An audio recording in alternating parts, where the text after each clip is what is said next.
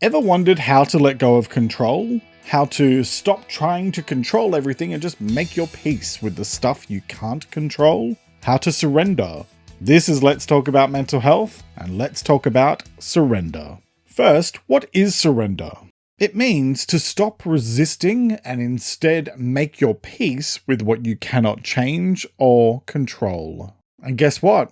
Most things in life are out of your direct control. All you can control is yourself and what you do or say. Sure, you can influence other people and events, but you have zero direct control over them. None, nada, zilch. The sooner you accept that fact, the sooner you can begin finding greater peace of mind. Why? Well, let's talk about why surrender matters. And it matters because you can either accept that what is what is, or you can resist it, which doesn't work, but will certainly distract you and use lots of your emotional and physical energy. If you can't control it, then you can't control it. And what are you going to do? Jump up and down until you're blue in the face? Shake your fist at the sky? None of that will make a difference. The act of surrender isn't about giving up.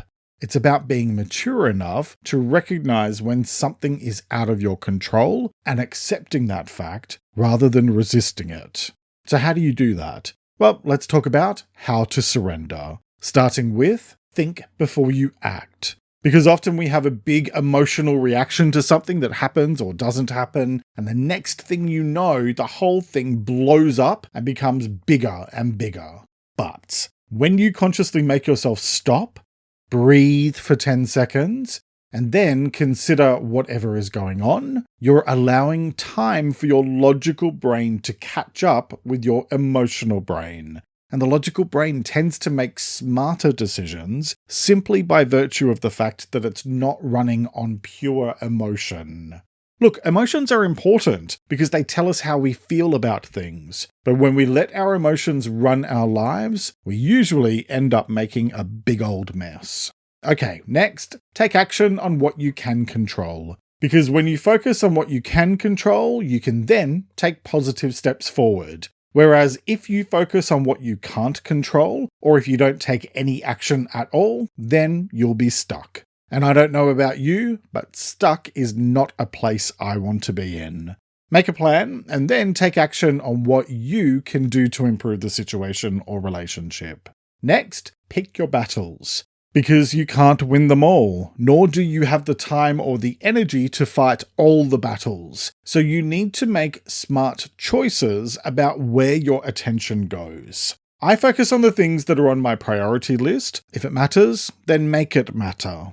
And if it doesn't matter, then it doesn't matter.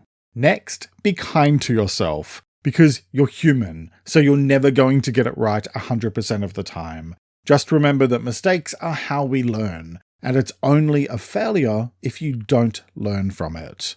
You can explore this topic in a lot more detail in the full-length episode of my podcast, Let's Talk About Mental Health, and it's linked in the episode description. I'm Jeremy Godwin. Thanks so much for joining me today. Take care and talk to you next time. A big thank you to all of my supporters on Patreon. If you'd like to support my work and access exclusive content, check out my Patreon at the link in the episode description.